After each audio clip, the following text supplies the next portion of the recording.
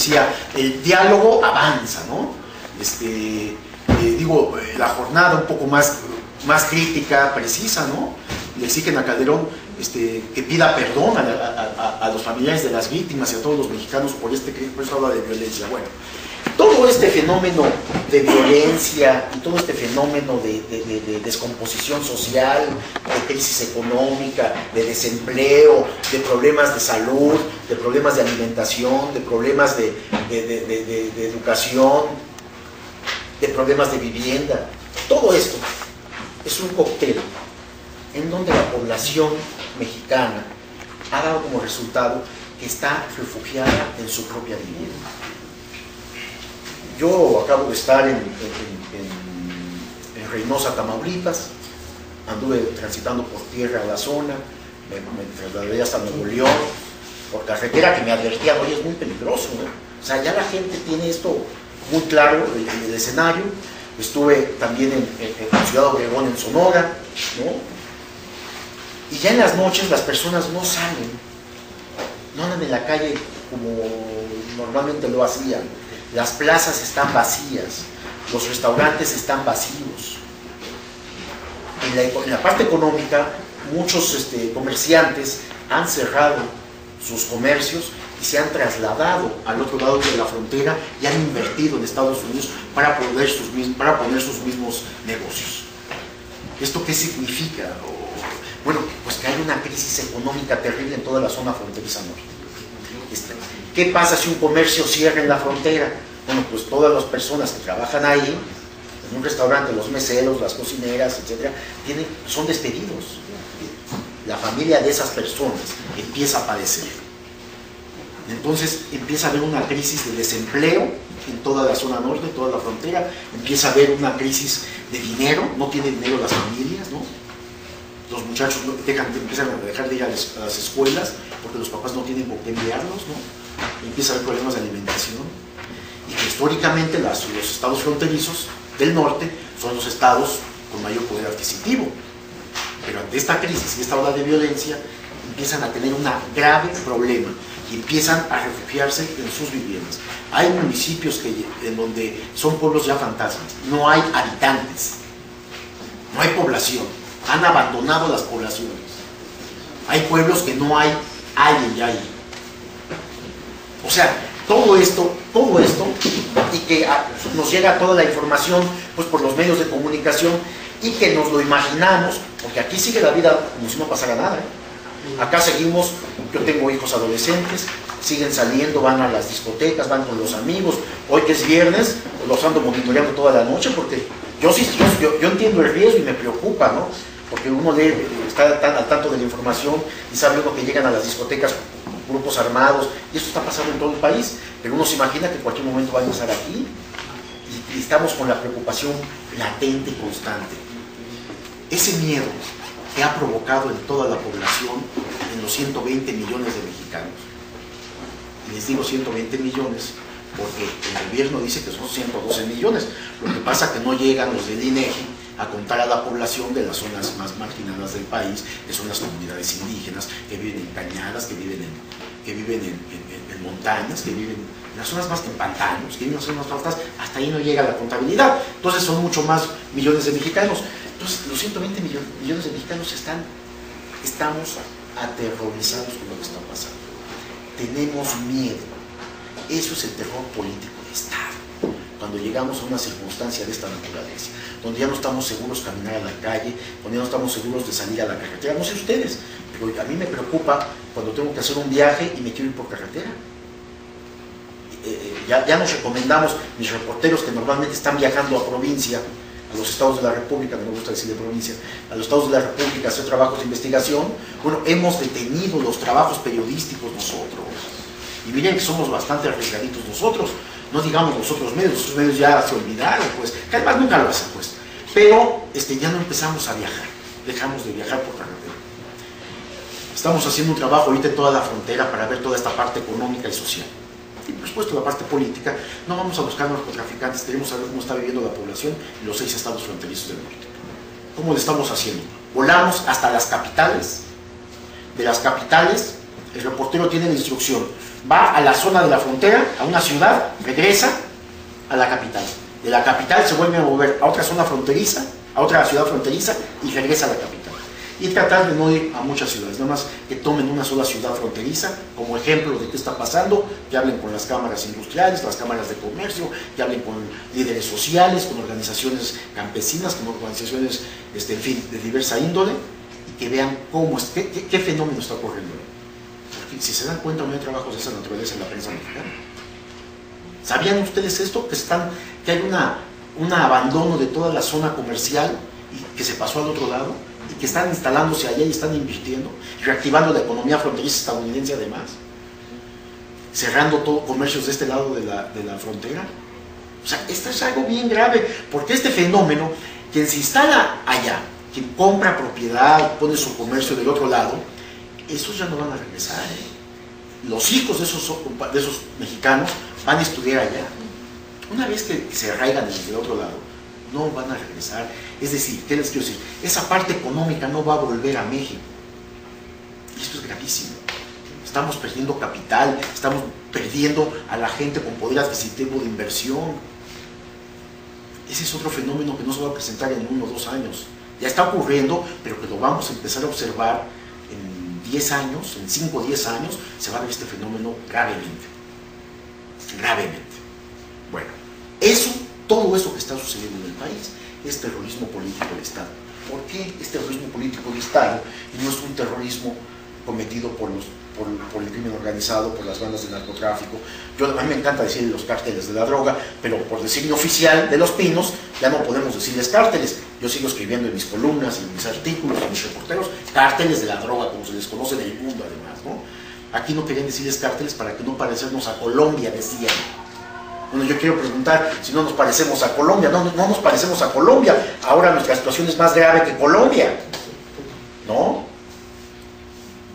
¿Qué sí? Van a empezar a haber asesinatos políticos. Pero ya sabemos que han matado a 2 o 3. No, pero hablo de más. Y hablo de secretarios de Estado, familiares muy cercanos. Yo quiero imaginar, ayer por el diálogo que hubo, este diálogo entre los familiares de las víctimas, terrible, con la prepotencia de Calderón y su gabinete de seguridad. Quiero imaginarme qué pasaría si un hijo de Calderón, a la esposa de Calderón, que ahora la quieren candidatear para todo, que es la que puede tener mayor presencia del PAN en la selección. ¿Qué pasaría si mataran a alguno de ellos? ¿Calderón seguirá pensando lo mismo? ¿Seguirá diciendo que él hasta con piedras atacaría a los cárteles de la droga? No hay declaración nacional, ¿no? Ese terrorismo no solamente lo vive México. La política estadounidense, con todo lo que ha hecho con los países del Medio Oriente, con Al Qaeda y todos estos grupos, con Irak, ¿no? A Irak lo destrozó sin Irak ser el responsable del 19 de septiembre. Pero era su enemigo histórico, entonces por eso lo atacó y por eso se apoderó del país. Pero más que otra cosa por el petróleo. Pero esto que está sucediendo, todo esto que generó finalmente el ataque con los aviones a puntos estadounidenses, generó miedo y terrorismo también en Estados Unidos. La población estadounidense vive en medio del terror. Tal vez una parte de la población estadounidense vive en condiciones económicas viables, y digo una parte porque hay una parte de pobres en Estados Unidos que de esos no se habla, o los medios no se ocupan, ¿no? Pero hay una población,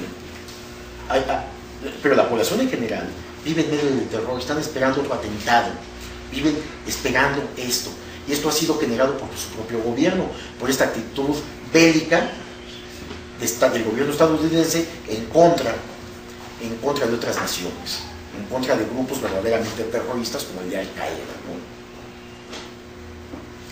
Y están esperando un ataque en cualquier momento, de cualquier grupo, porque no solamente es Al Qaeda, hay muchos grupos que quieren atacar a los Estados Unidos. Y el centro del ataque es la población civil. Lo que quieren los grupos terroristas es que le duela a los Estados Unidos cualquier manifestación de inconformidad por lo que hace este gobierno. Estados Unidos pues ha endurecido su presión en todos los países, para eso tiene a la CIA, ¿no? Para eso tiene a la DEA en la parte del narcotráfico, ¿no? Los de la CIA, que son históricamente son los que llegan acá a desestabilizar regiones y países, ¿no? Y esto, bueno, pues hay muchos libros al respecto. O sea, no estoy hablando de algo nuevo, es el terrorismo político de los Estados Unidos hacia el mundo entero, ¿no? Es un poco por eso empezaba a hablar yo de esta parte, porque es lo que está sucediendo. Bueno, en el caso mexicano, que es el que nos ocupa, tenemos la presión estadounidense para que México sea el que, donde se dé aquí en territorio nacional, no en territorio estadounidense, las confrontaciones. A ver, ustedes quieren pelear, se pelean ahí, el ejército que salga ahí para enfrentarlos y que todo se haga en territorio mexicano. Nosotros ponemos los muertos, ponemos el miedo, ¿no?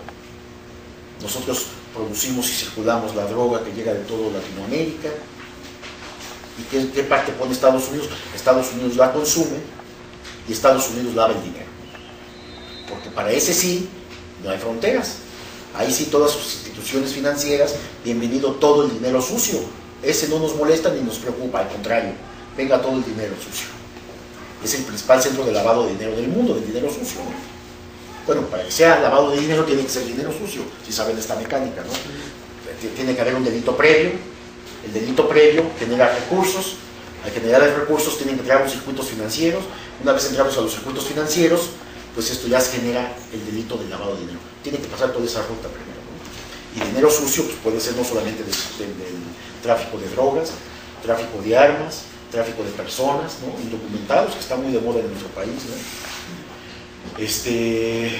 Tráfico de niños, tratante de blancas, ¿no?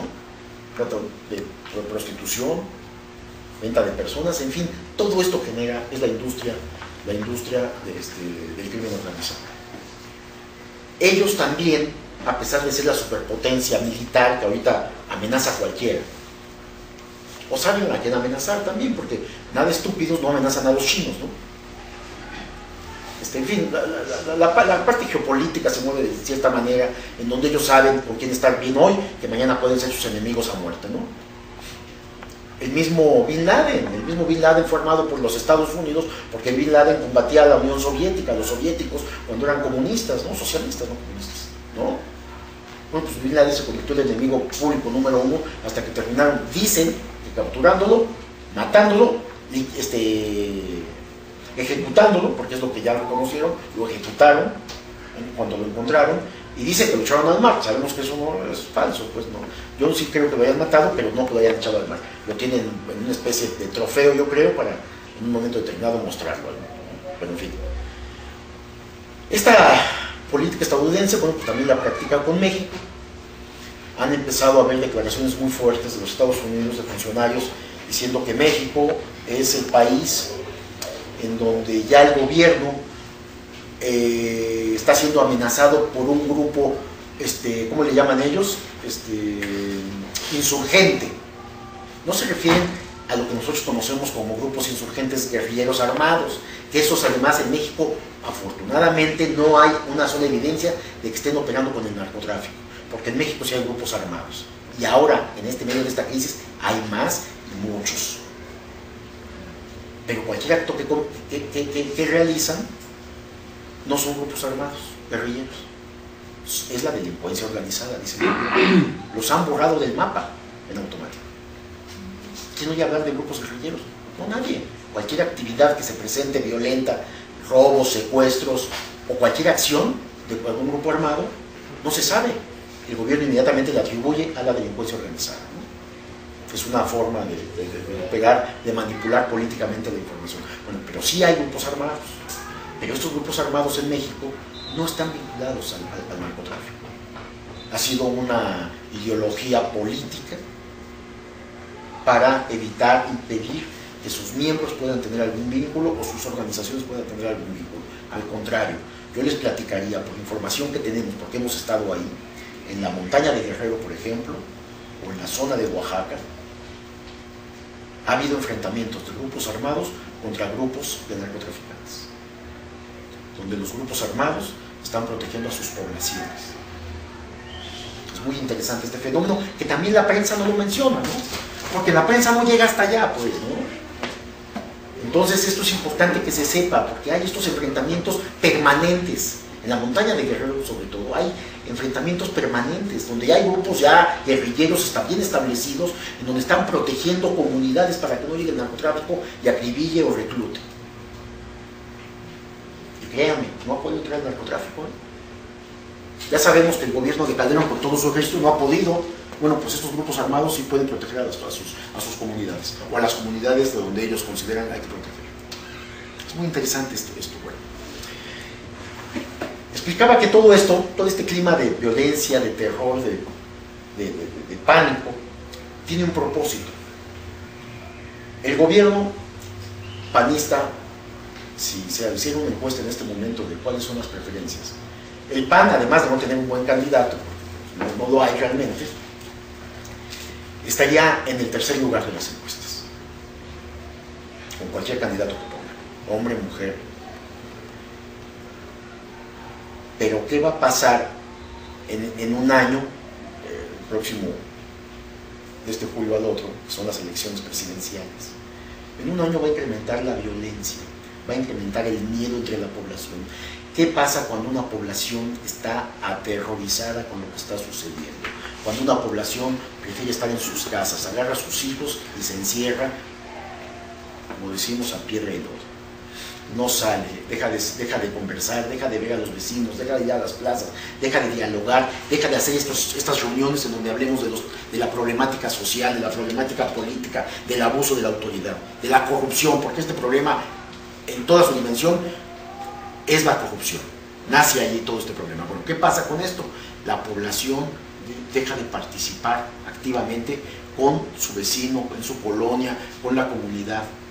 Y cuando deja de participar, deja de informarse. Y cuando deja de informarse y de participar, está encerrado en su casa viendo televisión. ¿Qué dice la televisión de todo este fenómeno? Pues que los malos son los de la izquierda. Que hay que seguir con Calderón y con la guerra de Calderón. Cualquier gobierno que llegue tiene que hacer esto. Entonces la gente empieza a dudar por quién va a votar. Es un voto del miedo. Y el voto del miedo no le puede dar la victoria más que a la continuidad. La forma de que Calderón, el gobierno del PAN, permanezca en el poder político es que el miedo crezca en este año de gobierno que falta para las elecciones presidenciales próximas, que son el 3 de julio del 2012. En medio de este clima de terror, el gobierno se ve beneficiado. ¿Y qué pasa? ¿Por qué? Porque además tenemos un ejército que ya se mete a las casas sin problema alguno, buscando armas, buscando lo que se le antoje, o buscando algún fulanito que ellos dicen, aquí está. ¿Y qué pasa si no está? ¿Y por qué no lleva orden de cateo, orden de aprehensión cuando detiene a las personas? Ya no importa, compañeros. ¿Qué distancia hay de dejar de buscar a narcotraficantes para empezar a buscar a líderes políticos de izquierda? Líderes políticos ideológicamente distintos al gobierno capital, al gobierno federal. Es nada, ¿eh? La línea es nada. Y yo creo que esto ya está ocurriendo en zonas que no son el centro del país y que no sabemos. En medio de todo este clima, ¿qué pasa con la prensa? ¿Dónde estamos? Bueno, no trajimos contralíneas con lo de los 62 periodistas asesinados, ¿verdad? O sí, por ahí hay una. Bueno, acabamos de sacar una portada de los periodistas asesinados. El gobierno de Calderón, solo en los 4 años y medio que no ha terminado, o sea que va a haber más muertos, acaba de haber 2 o 3 muertos, 2 periodistas, 3 muertos en distintos estados de la República. Veracruz que se ha puesto muy violento ahorita.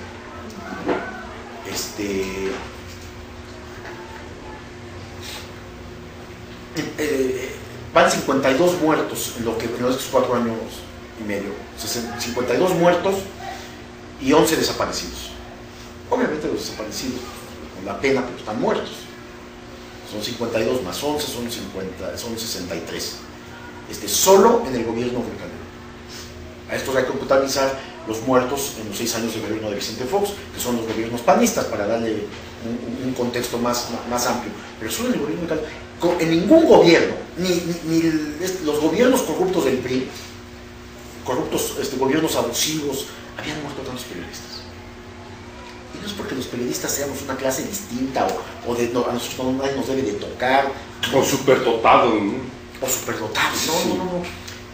A matar a un periodista, a matar a un reportero, o alguien que se dedica a informar, es atentar contra la democracia y la libertad.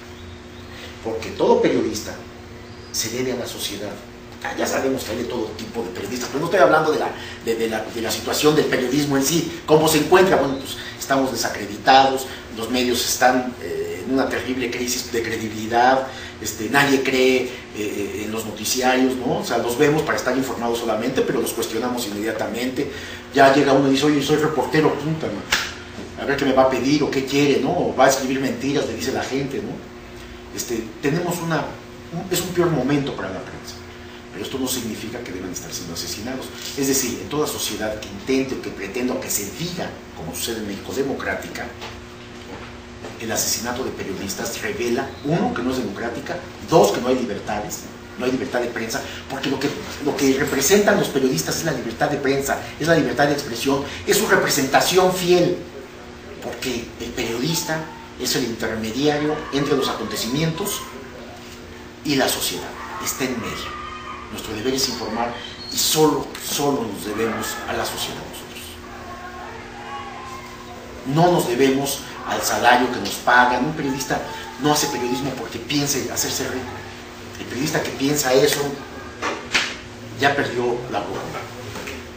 Sabemos que son un negocio todos los medios de comunicación, pero el periodista debe de seguir defendiendo sus principios de informar verazmente lo que esté sucediendo a la población. El periodista que no hace eso ha perdido la ética y ha perdido su responsabilidad social. Y en consecuencia ha dejado de ser periodista. Ustedes podrían decir, puta, pues ya como el 99% han dejado de ser periodistas, pues a lo mejor sí. Pero están acribillando a periodistas. ¿Y qué otro fenómeno importante sucede en la frontera norte? Todos los medios de comunicación fronterizos, hablo de los estados, no hablo nada más de las ciudades fronterizas, hablo de los estados, los 6 estados de la República. Bueno, tienen órdenes de no escribir nada del narcotráfico. Esto es cierto. Y aún así vemos que les lanzan granadas a los periódicos, matan a periodistas, cuando además no están atendiendo la información y dándola a conocer. Entonces, ¿por qué nos están matando? ¿Qué fenómeno está pasando? Bueno, pues es un grado de impunidad total, que ya cualquiera puede matar a quien sea y no pasa absolutamente nada.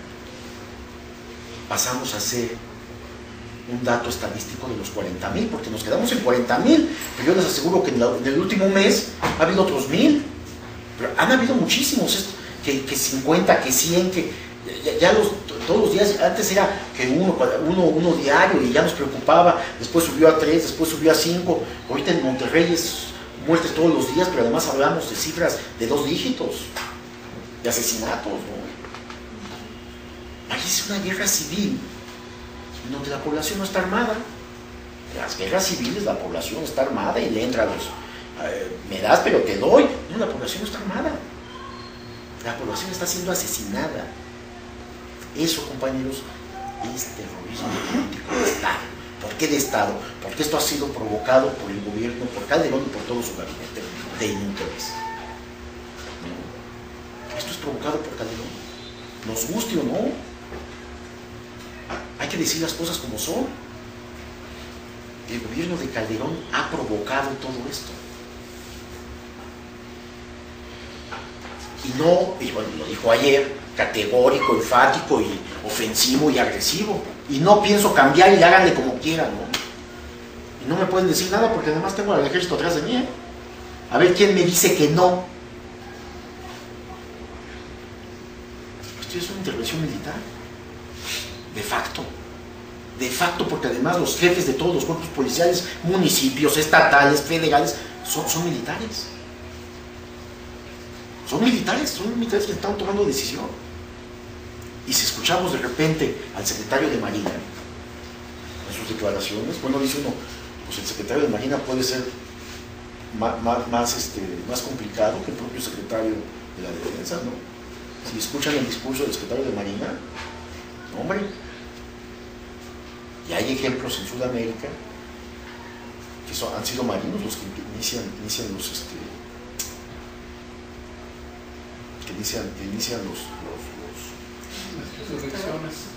Sí, las intervenciones estatales, ¿no? Las tomas de poder, ¿no? ¿A qué distancia estamos de esto? O sea, difícil calcular, pero yo no lo veo muy lejano, dependiendo de lo que suceda, ¿no? Yo quiero imaginarme donde haya un levantamiento armado en algún estado de la República. Dicen, oye, ¿por qué tanta manifestación y aquí la gente es apática? Cuando en otros países, que estamos viendo ahorita en el mundo, se junta la población y tumba presidentes. Han tenido que renunciar a varios presidentes, sobre todo en Medio Oriente, ¿no? Bueno, pues acá no sucede eso, porque hay una represión terrible. Ya está controlada la población, está atemorizada.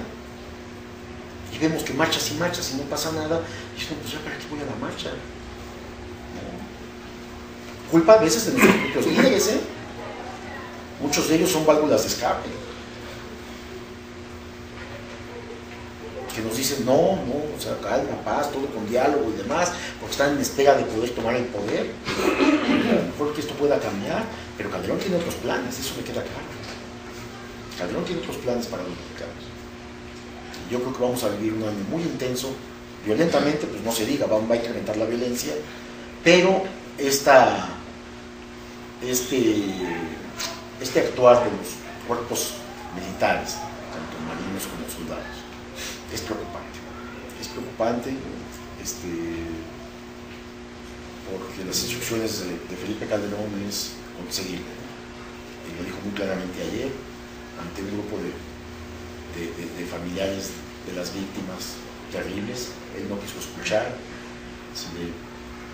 Javier Sicilia lo exhortó a pedir perdón, que es lo menos que podía hacer. Hay quien cree que sí lo pidió, ¿no?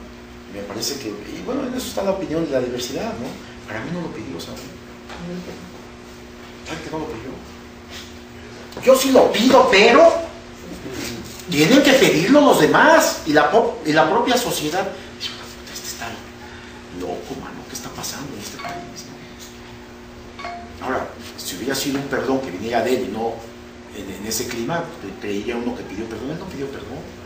Él se impuso, llegó a explicar cuál es su visión de país que quiere y obligar a que llegue el clima de violencia a tal circunstancia que los militares ya sean, como ya está ocurriendo en muchas partes del país, quienes, sin la intervención del Ministerio Público Federal, sin la intervención de jueces, empiecen a aplicar la ley, de facto. Y de ahí a las ejecuciones, pues hay un paso, ¿no? Por supuesto, no ha habido muertos en fuego cruzado, debo de imaginarme, o de repente ha pasado una familia y con terror y no se para en un retén y los han acribillado. Terrores, ¿cómo dice Calderón? ¿Qué son?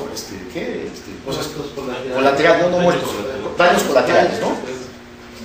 Muy bien, una señora se lo dijo ahí también, ¿no? Una persona de las primeras de las víctimas. Entonces, estamos en una condición verdaderamente terrible de lo que va a venir y de lo que nos espera en este año. Si a eso sumamos, miren, a lo mejor piensan, este es bien alarmista, ¿no?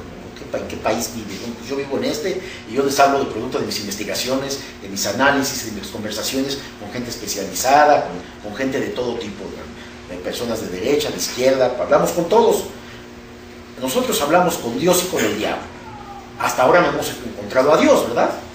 Puro diablo. Pues hablamos con todos. Y es lo que se desprende de este análisis que puede causar, yo no lo veo tampoco, a lo mejor no aquí en la Ciudad de México, yo los invito, bueno, no los invito, más bien los que tengan oportunidad de viajar, dense cuenta qué pasa en las carreteras, qué pasa en las ciudades, qué opina la población, los que tienen comercios, así sean unas tiendas de abarrotes pequeñas, están siendo sobornados por el crimen organizado sin que alguien haga algo. Y dice Calderón ayer, que no hemos entrado a ese debate, ¿quién entramos? Lo dejamos por la paz. Pero dice Calderón ayer, yo voy a defender a la familia más pobre de que no sea extorsionada por el narcotráfico. ¿Y eso en dónde sucede? Que nos diga dónde están haciendo eso o quién lo está haciendo, porque hay una de denuncias en todo el país y nadie puede hacer algo. Bueno, la comunidad judía, ¿qué hizo? La comunidad judía contrató desde hace tiempo a un grupo israelí que son de los más avanzados en intervenciones y en espionaje, y son verdaderos sicarios, para que hablaran con los grupos delincuenciales y los hicieran comprometerse que no iban a actuar ni a secuestrar a algún miembro de la comunidad judía. Y de alguna manera han logrado que las víctimas no sean de esta comunidad. Imagínense, ellos se han podido hablar y negociar con los que cometen todos estos delitos externamente. Claro, están pagando en algunos casos, ¿no? Pero está dentro del presupuesto destinado por este grupo que vive en México, que son poderosos económicamente, como ustedes bien saben, para evitar que esta comunidad se vea afectada en esta violencia, ¿no?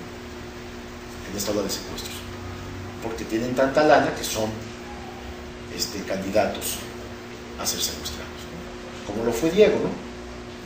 Y la lana que le sacaron, ¿no? ¿Sí saben cuánto cobraron o no por él? Varios millones de pesos. No, dólares. 20 millones de dólares. Es una buena cantidad. ¿Por el rescate del jefe Diego? Sí. Sí, sí. Y ahorita está enfermo, ¿no? Se fracturó, Sí, ¿no? estaba en Tuvo moto, lesiones, ¿no? Y fue un grupo armado, compañeros. No es un grupo de narcotraficantes, fue un grupo guerrillero que nos secuestró. Y les comento esto porque además tenemos nosotros contactos y hablamos con informantes, hablamos con gente que les sabe al tema, ¿no? Y esta es la información que nos han dado, ¿no? Es que lo atraparon solo en su... Pues no solo había en trabajado, su rancho, llega un comando, sí. y además con tantos días que estuvo secuestrado sin posibilidad alguna, solamente los grupos guerrilleros están muy bien organizados de esta manera. Entonces, bueno, ya para terminar y empezar a platicar y que ustedes me digan su opinión, pueden, por supuesto, hacer toda la crítica en todos los puntos. Este clima de violencia y de todos los problemas que tenemos económicos, sociales y políticos, bueno, pues ha generado una población medrosa, una población que no sabe qué hacer y que esto va a tener un efecto directo al proceso electoral. Y en los periodos electorales, históricamente, la violencia se incrementa, la violencia política. Ya lo hemos vivido en el proceso electoral, donde un candidato que debió haber sido presidente, como es Colosio, y digo que debió ser presidente no porque sea mi candidato, porque yo ya iba a votar por él o porque me gustara, sino porque era la tendencia y era el que estaba en la punta y es el que iba a ser, en esta inercia, el presidente de este país. Fue ejecutado por el mismo grupo político al que pertenecía, como fue ejecutado Ruiz Massieu, ¿no? Como fueron ejecutados, han sido ejecutados gente de izquierda, etcétera, etcétera. Entonces, en periodos electorales la violencia política incrementa. Si sumamos la violencia cotidiana que estamos viviendo con esta lucha que se da en las calles entre el crimen organizado con policías, con soldados, con ejército, bueno, pues tenemos un cóctel verdaderamente explosivo para los próximos meses. Yo es lo que les puedo contar, porque además me invitaron a hablar de este tema, No sé si me dijeron terrorismo político de Estado, y es así como yo lo observo, es así como yo lo veo, y creo que estamos en una situación de terrorismo político gubernamental. Gracias.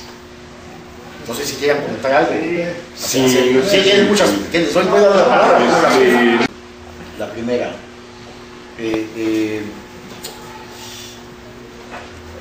No hay terrorismo político porque el gabinete sea inútil. Realmente es un gabinete que no opera.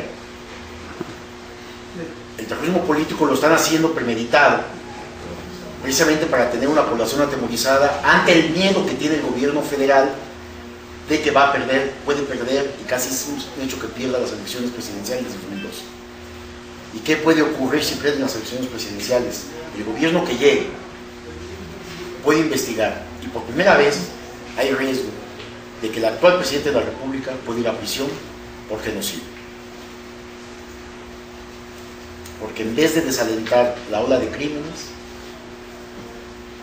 lo que hizo motivó más de 40.000 muertos, que para dentro de un año pues serán, les gusta 50.000, 45.000, no tengo idea. Entonces el terrorismo político ha sido premeditado de parte del gobierno, ¿no?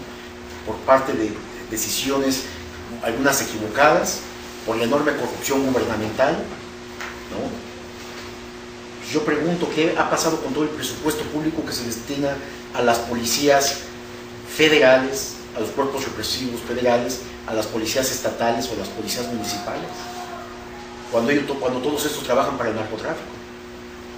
Su inoperancia, su falta de acción, generó, y su complicidad con el crimen organizado, provocó que Calderón, al ver que no podía confiar en estos grupos, la intervención militar. Pero ¿por qué no combatió entonces la corrupción que había en estos cuerpos policiales?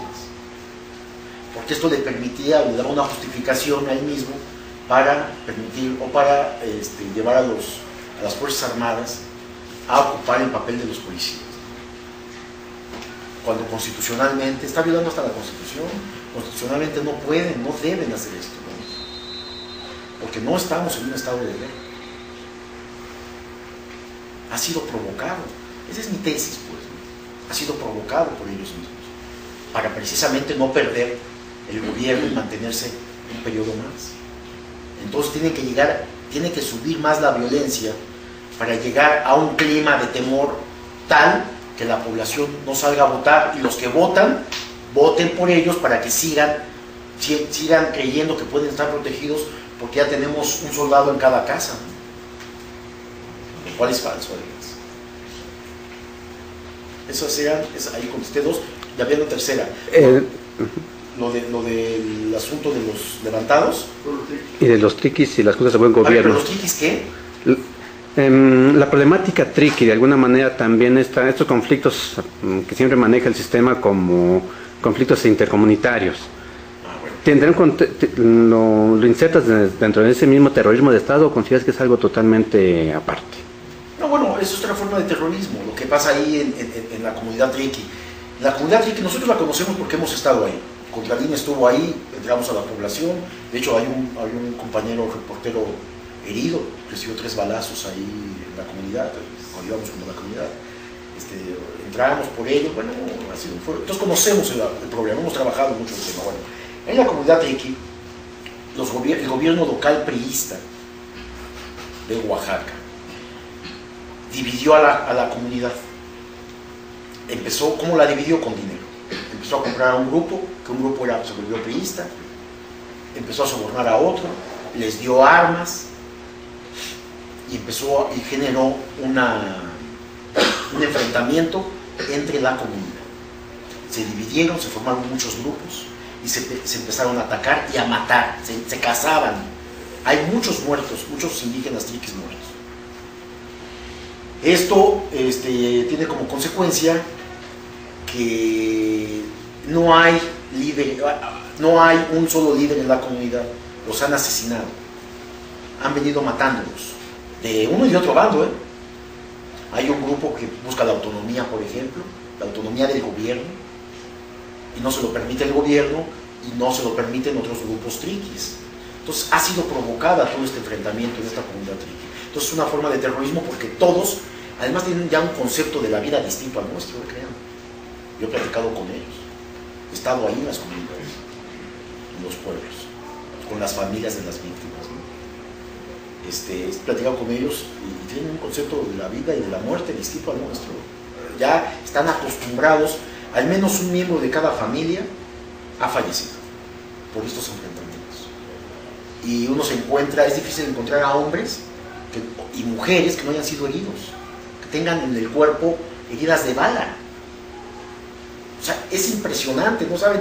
A nosotros nos causó tal dolor lo que pasó, y después de la agresión a la caravana donde murieron dos activistas, una mexicana y un extranjero, y donde hirieron a uno de nuestros reporteros y se salvaron de milagro y todo esto, nos llamó la atención y nos fuimos a meter, investigamos y sacamos la información, hicimos video y denunciamos. ¿Ustedes creen que el gobierno federal hizo algo? Hablamos con el ejército de la zona. ¿Saben qué nos dijeron el ejército? Sabemos quiénes son y sabemos dónde están las armas. Oiga, coronel, le dije, ¿y por qué no entran por ellos? No tenemos órdenes de actuar. ¿No? Entonces uno no se explica qué está sucediendo en este país. Y claro, es una forma de terrorismo político provocado por el gobierno local y solapado por el gobierno federal. Igual las elecciones a las juntas de buen gobierno. Y tiene que ver con periodos electorales. Porque la comunidad triqui es numerosa y los gobiernos buscan los votos de ellos. Tiene que ver con procesos políticos, ¿no? También. Tiene que ver con la distribución económica que le toca al municipio, las partidas presupuestales. Que hay distintos grupos triquis que quieren esa partida presupuestal para ellos. ¿Ok? No sé quién es. Yo soy los. Voy a utilizar por unos 3 minutos para hacer unos comentarios, porque yo siento que la situación está extremadamente grave, ¿no?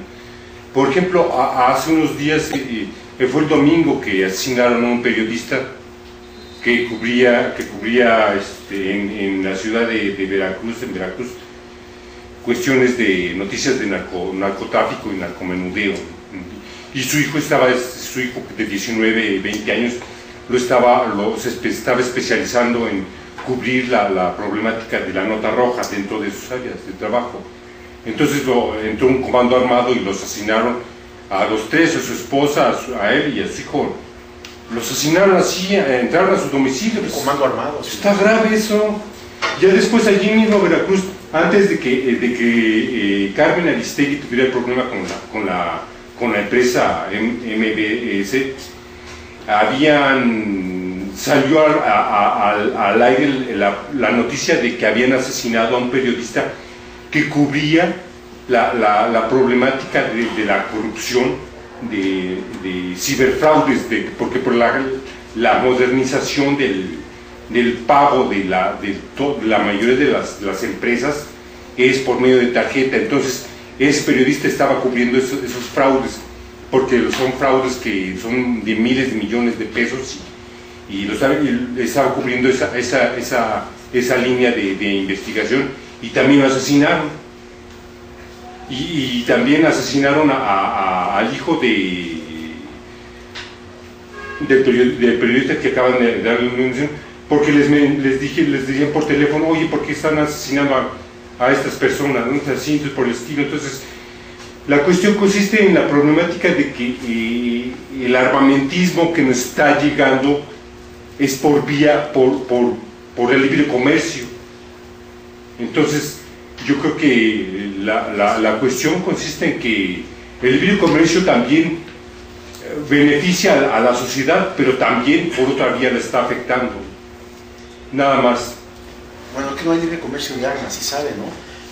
No pueden entrar armas así. ¿Qué es lo que hizo Estados Unidos? Todo esto rápido y furioso.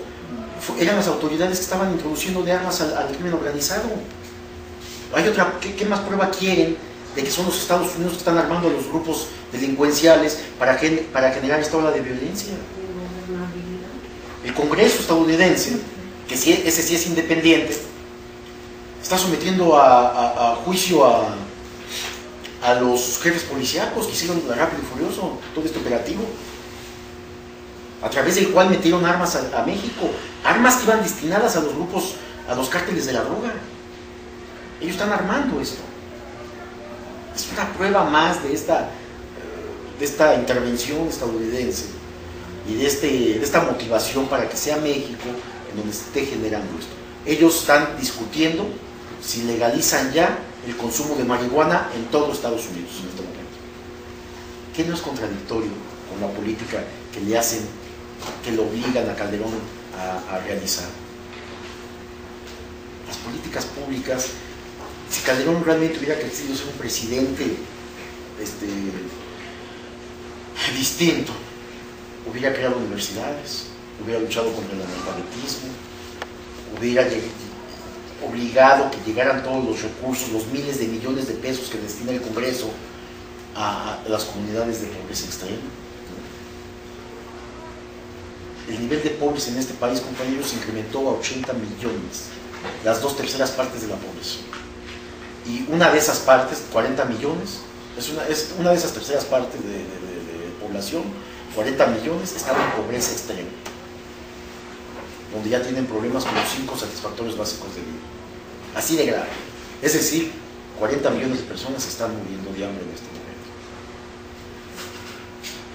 Y aquí, cualquiera de nosotros que tengamos problemas con algún hijo que ya no pueda estudiar porque no nos lo aceptaron en la escuela pública, sea universidad, preparatoria o de otra índole, que no pueda estudiar porque no entró a alguna institución académica y nosotros no tenemos dinero para pagarle una escuela privada, ya estamos en niveles de pobreza.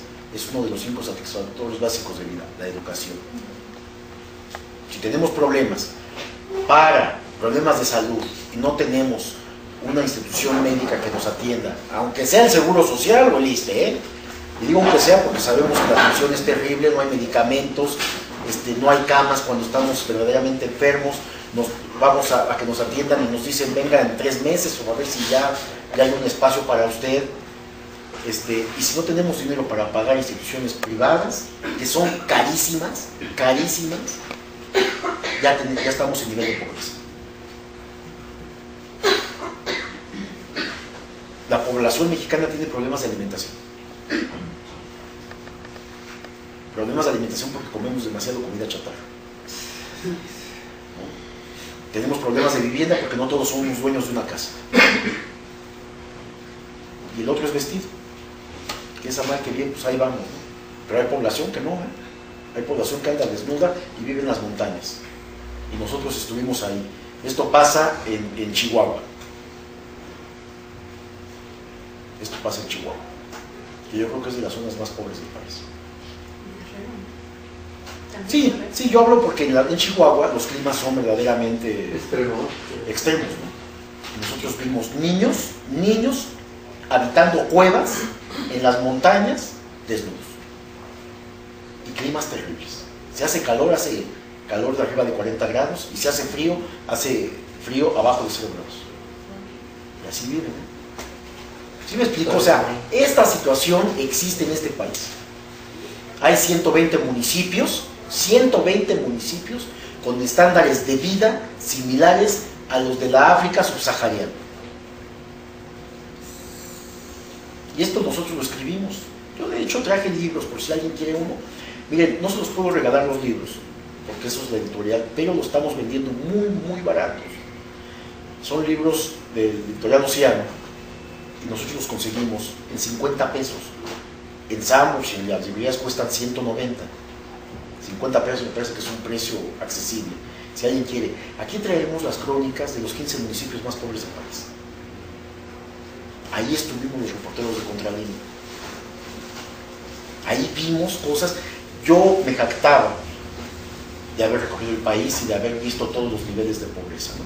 Y no solo en México, sino en Centro y Sudamérica. Pero créanme que a veces uno se equivoca, ¿no? Ve uno circunstancias, situaciones verdaderamente desgarradoras. Vimos, los reporteros que fuimos, gente muriéndose. Nos tocó ver gente morir sin que alguien se ocupara de ellos. Nosotros todavía tratamos de intervenir y decimos, oye, ¿por qué no se baja? Utilizamos el vehículo, no llega. Queremos que muera aquí con nosotros, porque para las familias ya están tan acostumbradas a que, y tienen muchos hijos, porque de los 15, 12, 10 hijos que tienen, pues les pueden sobrevivir la mitad, ¿no? Ese es el concepto. Entonces es terrible. El número 3. ¿Sí, 3 o 2? 3, ¿verdad? Rápidamente, es un comentario nada más. En Cherán, Michoacán, también para protegerse de los grupos de narcotraficantes, bueno, que allá está uno de los carteles, ¿no? La familia. Y es la comunidad que se reveló, ¿no? Sí, ellos ya están con grupos de autodefensa, ¿no? Que así es. Incluso, bueno, hay un artículo de El Llanero Solitito en el Manchetearte, donde él escribe ahí, y él estuvo allá y dice que cuando vio los grupos así de autodefensa pensó que eran los narcos, pero no son jóvenes, no ya armados, que andan en camionetas cuidando a la población. Así es, ya han puesto barricadas en el pueblo. Salieron muchos reportajes empezaron a cubrirnos. Nada más era el comentario. Ok, el cuadro. Bueno, compañeras, compañeros, yo creo que sabemos de la problemática internacional, nacional y estatal y todo. Sabemos de todos los problemas, sabemos que tenemos crisis en lo político, en lo económico, en lo social, en la salud, en la educación, en todo. El campo está abandonado, el 45% de alimentos se está trayendo del extranjero. En suma, ¿qué es lo que más nos espera? Esto de la inseguridad, bueno, pues es producto, como decís, de lo mismo. Así como Bush, nadie lo pelaba, tuvieron un mes sin presidente allá con el Gore. Tuvo que sacar esto de las dichosas, o si es verdad que fue Bin Laden, su gente, pues le hizo un favor, porque fue así como él ya se estabilizó de alguna manera, ya lo tomaron en cuenta, ¿no? Pero más ahí creo que queda esa duda de que a lo mejor fue intencional, ¿no?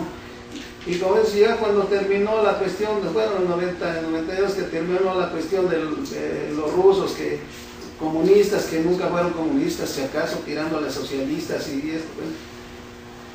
Entonces estos que dijeron, ya no tenemos aquí el monigoto, el espantajo del comunismo, pero sí tenemos, ahora vámonos por el terrorismo, y se agarraron de ahí. Pero aquí yo creo que lo que nosotros tenemos que estar conscientes es de que así como han caído otros países, como en Bolivia llegó Evo Morales, en Brasil, en Uruguay, en Paraguay, en todo, aquí mismo no estaban tratando Porfirio Díaz con pétalos o con qué a los trabajadores, digo, los tenía, pero a nivel de esclavitud, Valle Nacional y todas esas cosas. Entonces yo creo que el pueblo se tiene que cansar. Con todo y el miedo y todo lo que tengamos, yo creo que aquí tenemos que arriesgar y, como decirlo así, que si hay necesidad, pues nos las tenemos que jugar. De todas maneras vamos a morir, ¿no? Sí, claro que los jóvenes dicen yo quiero vivir mucho, pero nadie tiene la vida comprada, ¿no? Y ya los que vamos de salida, pues creo que estamos conscientes y tendremos que, sin andar buscando... Todavía se continúa matando periodistas, la primera. La segunda es en relación a que ¿cuánto tiempo cree usted que necesitaríamos nosotros para salir de este problema que tenemos? Sé que hay intervención de Estados Unidos, que en un momento dado ellos manejan la economía mundial y entonces ahí es donde entran las presiones, porque si nosotros queremos tener una actitud diferente, ellos dicen, ¿sabes qué?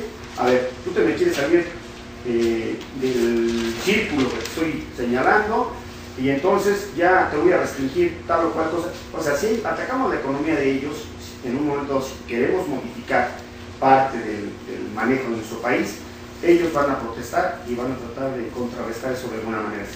Pero bueno, ¿cuánto tiempo necesitaríamos? Y yo creo que ahí tendríamos que hablar también de quién será el próximo presidente en nuestro país, porque bueno, se habla un poco de que si la derecha y de que si la izquierda, pero bueno, vamos a partir que alguien dijera, ¿sabes qué? Yo soy un presidente y en este momento dejo de ser de derecha y quiero que salgamos adelante. ¿Qué tiempo necesitaríamos? Y bueno, yo creo que la reflexión también es para que cada uno de nosotros en nuestro espacio vivimos en Contreras y aquí podemos generar algo diferente. No voy a criticar a nadie porque no es lo que quiero que se entienda, sino que nosotros tomemos conciencia de cuánto es lo que hemos avanzado en Contreras. Y hablo desde el PRI, o sea, no, esto es algo... Y si hemos visto que no hemos hecho gran cosa, pues que podamos hacerlo, o sea, que también veamos que sí podemos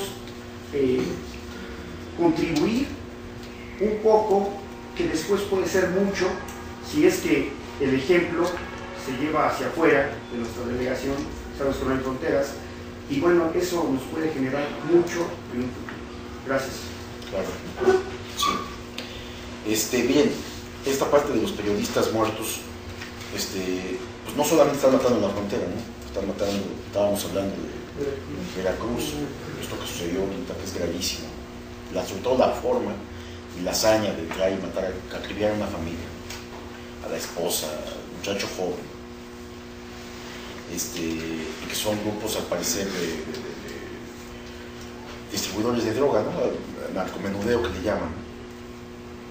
Y pero en la frontera, el no mencionar a cárteles en la frontera, yo estaba trabajando en el financiero en ese momento, en la unidad de asuntos especiales del financiero hace 20 años.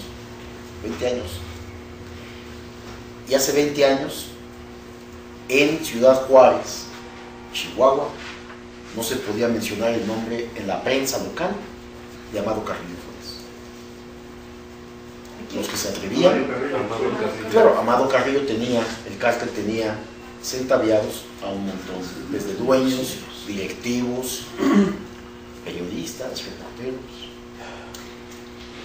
Yo pues, les digo porque yo hice un trabajo allá y porque después me amenazaron de muerte acá, en fin, porque escribí un reportaje muy amplio. Y desde aquel entonces no se podía. Y la prensa había asumido ese veto, porque corría el riesgo. Cuando lo hacía algún reportero y algún medio lo publicaba, levantaban al reportero, tenía un hombre que lo desnudaban y con una tabla le zumbaban en el cuello. En fin, había este tipo de castigos, ¿no? O sea que ya el crimen organizado había establecido. ¿Por qué siguen matando periodistas? Pues por la impunidad que ya hay. Porque matar a un reportero, un periodista, es lo de menos. O es igual que matar a cualquier persona. La impunidad ha llegado a ese punto. Yo les decía, no porque la prensa o los periodistas seamos una clase aparte o valga más un periodista que una persona que no se dedica al periodismo. No me refiero a eso. Me refiero a la actividad que desempeña. Y la impunidad, no sé si es la impunidad. Es lo mismo matar a cualquiera, pues un periodista, pues también un periodista, por lo que sea, ya no porque están escribiendo. Es decir, el motivo principal ya se acabó. Ya no están escribiendo contra ellos. Entonces la pregunta lógica es, ¿por qué los siguen matando? Bueno, muchos periodistas siguen escribiendo. Este compañero de Veracruz, que tenía una columna de 55 años, tenía 55 años de edad, él, Milo Vela, firmaba, porque era unas siglas de su nombre. Él seguía escribiendo en su columna del crimen organizado, del narcotráfico, porque es un tema interesante. Y si ustedes ven la prensa, ¿ha dejado de hacer reportajes del crimen organizado o no en México? A ver, porque me parece que nada más estamos contabilizando muertos, ¿no? Y sacándoles fotografías para ver cómo queda. Me acuerdo de esta fotografía de hace unos días del periódico Reforma, de estos policías, creo que de Monterrey, cómo está el cuerpo envuelto y la cabeza separada, ¿no? No sé si la vieron, bueno, pues es una foto durísima, ¿no? Digo, es real, es una foto dura. Entonces, estamos, porque eso está vendiendo, ¿no? Proceso está publicando temas de narcotráfico, es de los pocos que siguen en el tema, ¿no? Vimos a don Julio Scherer en una foto de portada discutible, abrazado con uno de los jefes de los cárteles, ¿no? El Mayo Zambada fue, si no mal recuerdo, que generó en la prensa, los puritanos de la prensa, que ellos no, pues porque ellos no los invitan, ¿no? Don Julio estuvo ahí, la prueba fue la fotografía, ya si lo abrazó o no lo abrazó, pues es asunto de don Julio, ¿no? Pero les digo porque yo respeto mucho a don Julio Scherer, ¿no? Es amigo mío. Eso está pasando, ¿no? Ya no, la impunidad ya ha roto parámetros de asesinatos y de todo, ¿no? Cualquiera puede ser víctima en este país, cualquiera. El otro punto es el tiempo. ¿Qué cosa tan complicada es esto? Porque aunque cambie de gobierno, aunque Andrés Manuel asuma la presidencia, la descomposición social va a continuar. No, es muy difícil recomponer el tejido social. Es muy difícil que en la frontera en los 6 años de gobierno del próximo gobierno puedan lograr una estabilidad social, económica y política. ¿Cuánto tiempo? Bueno, pues hasta Genaro García Luna decía que por lo menos 7 años nos advirtió, las cosas iban a seguir igual. ¿Por qué dijo eso Genaro García Luna? ¿Por qué 7 años? Porque está contando el año que les falta y los 6 años de gobierno que sigue, ¿no? A ver, llegue quien llegue, esto va a seguir igual. Mantengamos a los del PAN en el poder, ¿no?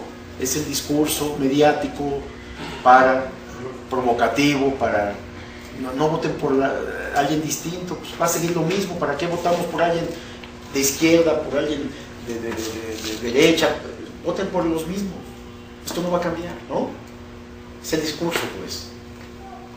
Entonces, miren, Colombia, yo soy un estudioso del fenómeno colombiano, he estado muchas veces ahí, he hecho trabajos de narcotráfico en Colombia, tengo 20, 25 años haciendo trabajos de Colombia, y Colombia, con toda Colombia aceptó más que en México la intervención estadounidense. Hubo bases, o hay bases militares estadounidenses en Colombia. Son los asesores de las fuerzas públicas del ejército y de la policía en Colombia. Ellos tuvieron una crisis terrible, recordamos todavía. Colombia sigue generando y produciendo droga, quien crea que no está equivocado. Disminuyó la violencia en algo, siguen teniendo problemas terribles con la guerrilla, que esta sí está vinculada al narcotráfico. Tienen zonas liberadas de Colombia donde solamente la guerrilla está instalada, se han dado duros golpes, pero bueno, todo este fenómeno colombiano, ¿cuánto tiempo tardó? Tardó muchos años en disminuir el riesgo en el país. Me acuerdo de las primeras veces que iba a Colombia, que no podías andar en la calle con alguna cadena, con algún collar, con tu reloj, porque te lo arrebataban en las calles. A mí me tocaba ver cómo arrebataban. Entonces el dinero lo dejábamos en el hotel guardado, por si nos asaltaban. O sea, era tal situación, hablo de Bogotá, de la capital, estuve en Medellín, estuve en todas las ciudades, era tal la crisis como lo que está empezando a vivirse acá. ¿No? Tardó muchos años Colombia, pero no terminó. Hay cárteles en Colombia.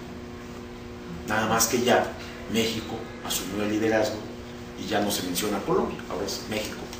Gracias a Felipe Calderón, que si ustedes recuerdan aquella conferencia de prensa, en donde ante los medios, conferencia de prensa con medios internacionales, les dijo: yo he sido amenazado por el crimen organizado, y mi familia también, ¿no? Y lloriqueó ante los medios de comunicación, y esa nota le dio la vuelta al mundo. Calderón se sentía amenazado por el crimen organizado, y Calderón tiene a todo un ejército atrás del que lo protege, al Estado Mayor Presidencial. ¿Cómo nos sentimos cada uno de nosotros entonces? Si el presidente de la República se siente amenazado de muerte, ¿cómo nos sentimos cada uno de nosotros? ¿Tenemos seguridad? No, Calderón, en su discurso, elevó, ya recordemos esto de la guerra, fue la palabra que él utilizó, pero elevó a nivel de Estado el crimen organizado.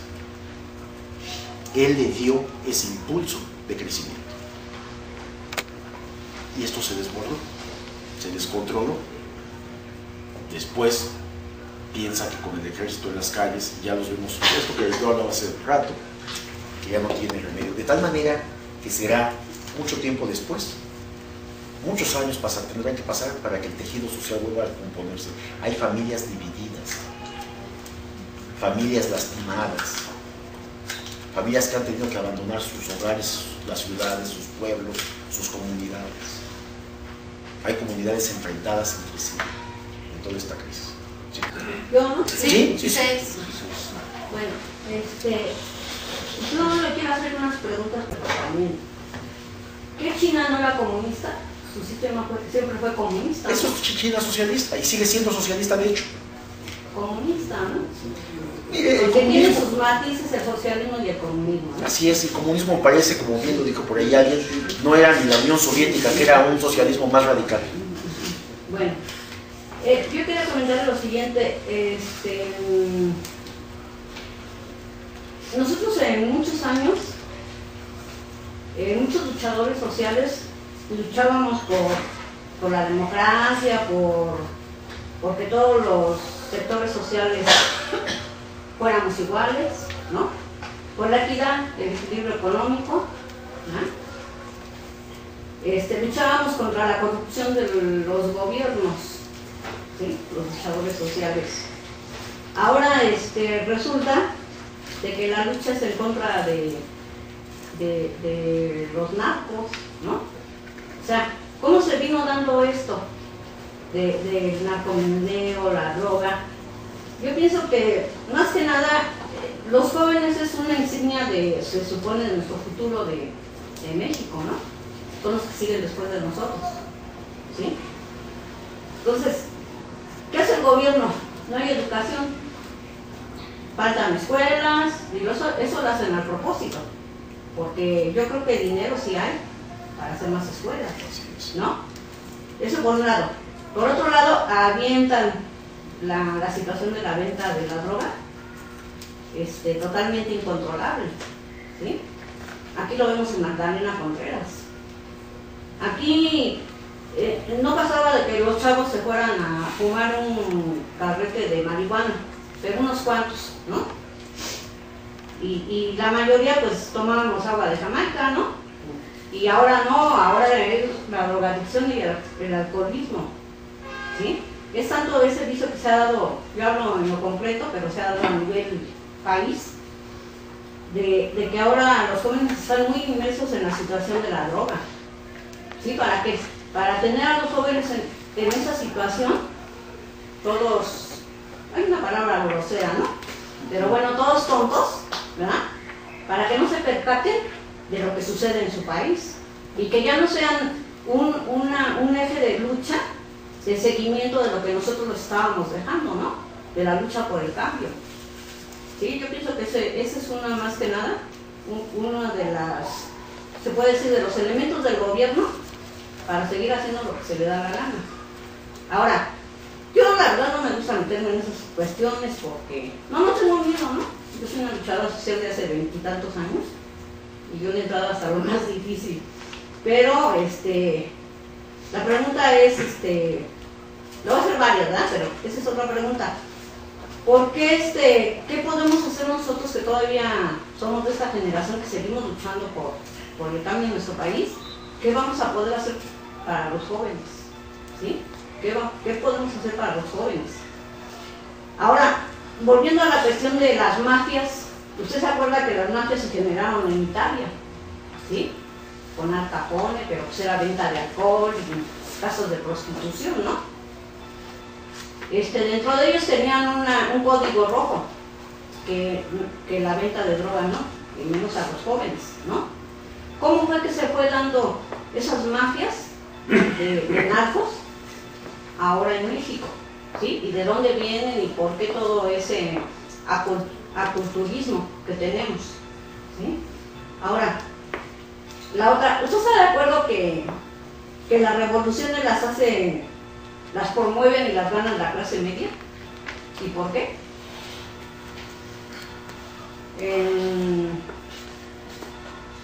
¿Y qué podemos hacer ante la intervención militar? Es otra pregunta.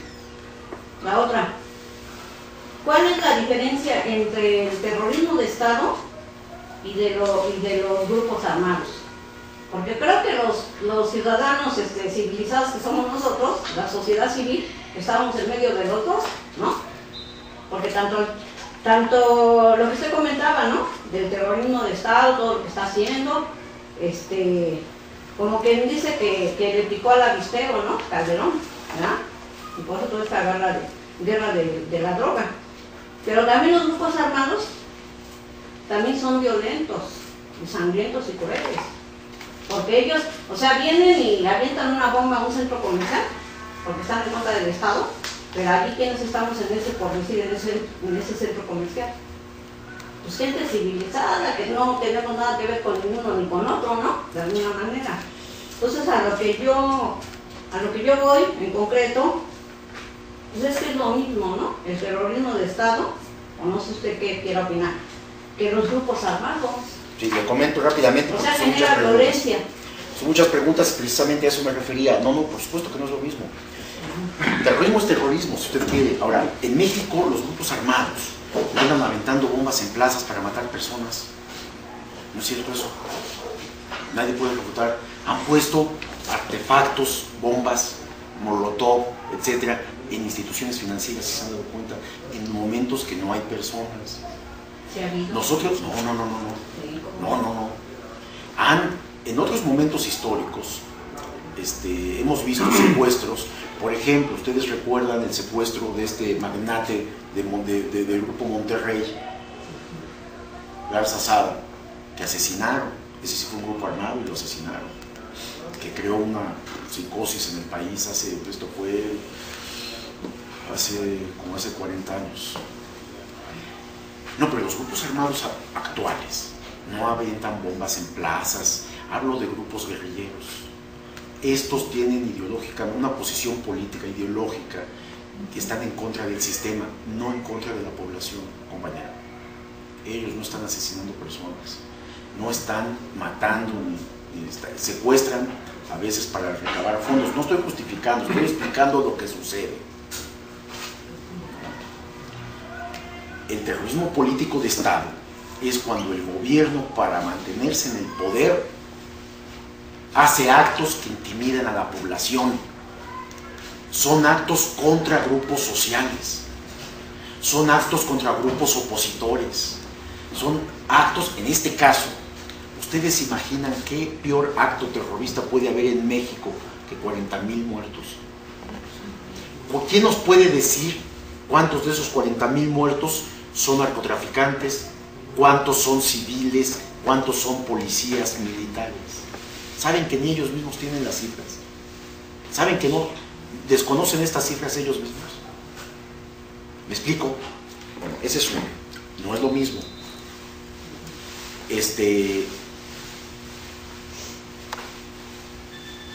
Consumo de droga. Miren, yo soy de los que piensan que la legalización eliminaría la violencia que hay en este país.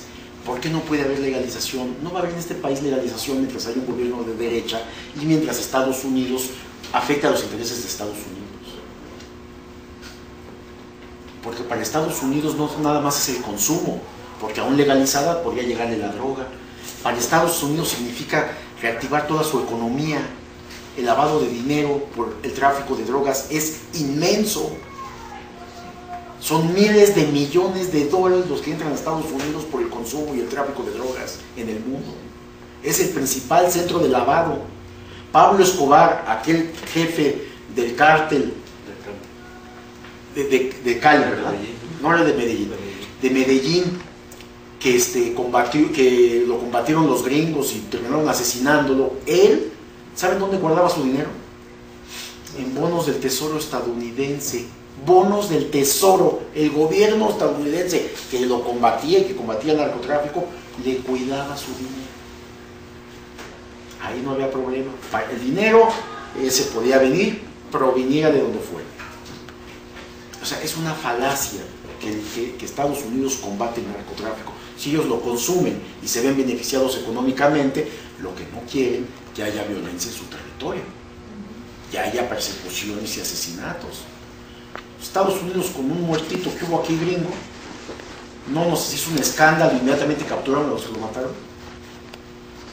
Y hablan de intervención y viene un grupo especial del FBI y de la CIA que estaban haciendo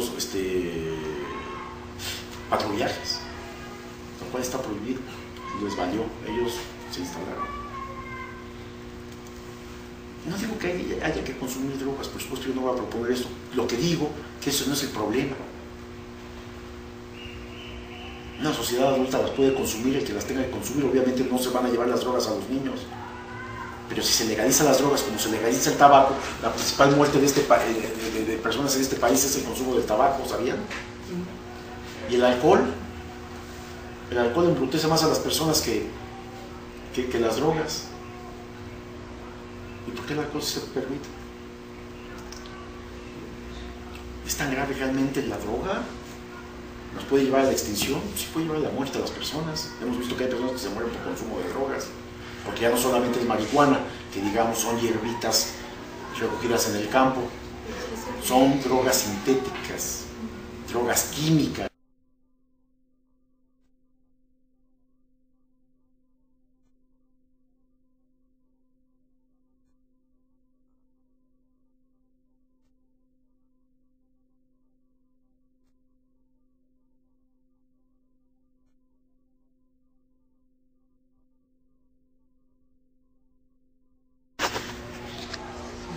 Y que los problemas siguen creciendo.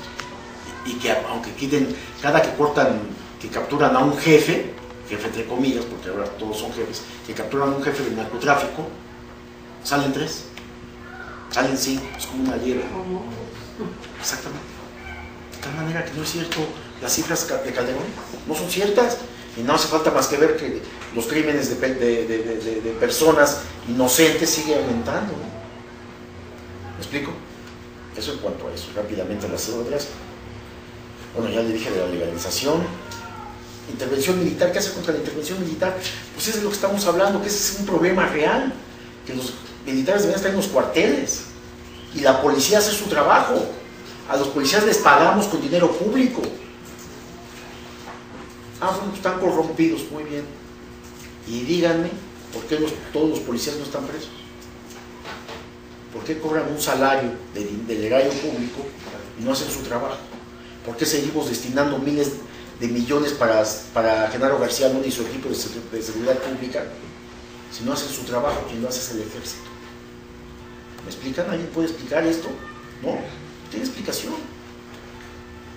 No tiene explicación. ¿Qué tenemos que hacer contra la militarización? Bueno, pues protestar. Bueno, esto, yo sé que este grupo precisamente, o estos grupos son de análisis, de estudio, para entender lo que está sucediendo en el país. Y es una desgracia que vengan solamente personas adultas, fíjense. Hay que convocar a estos grupos a jóvenes, ¿no? Y traer temas como de jóvenes, ¿no? Problemáticas de jóvenes discutir. Y hacerlo combinado, ¿eh? Tienen que participar ellos. Y les digo esto porque yo creo que es como la cuarta, quinta reunión que me invitan de grupos y vengo a hablar de los temas que yo traigo y he visto a personas adultas. De nuestra edad, pues, o mayores. Y entonces, no es que esté mal, pues, me encanta, pero como bien decimos, nosotros ya vamos de salida, caray, y nos preocupa que le estamos heredando a nuestros hijos, ¿no? Nos preocupa, pero entonces para ir explicándoles a ellos necesitamos dialogar con ellos, ¿no? Que no es nada fácil, ¿no?